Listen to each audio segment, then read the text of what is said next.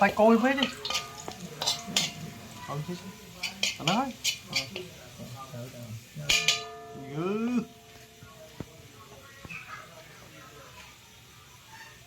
mò phải đấy thôi đặt đưa nó hồi nữa anh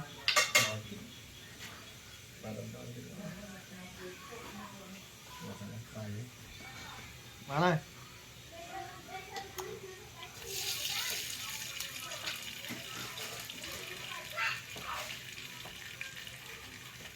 đi đặt đưa quá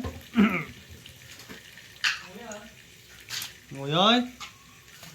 dư để con mà tay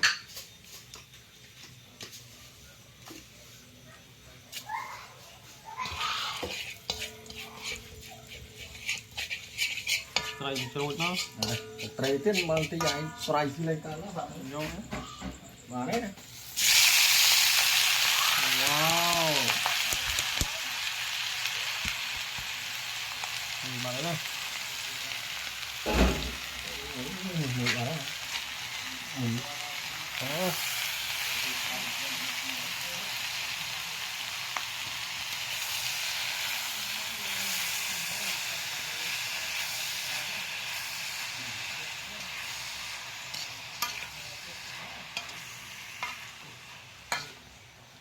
dạ ôi ôi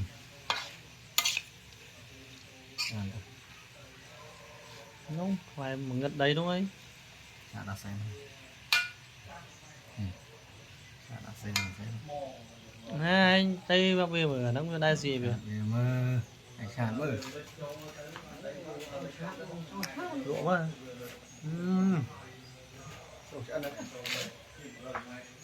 xì chai quá mình cho họ ăn đấy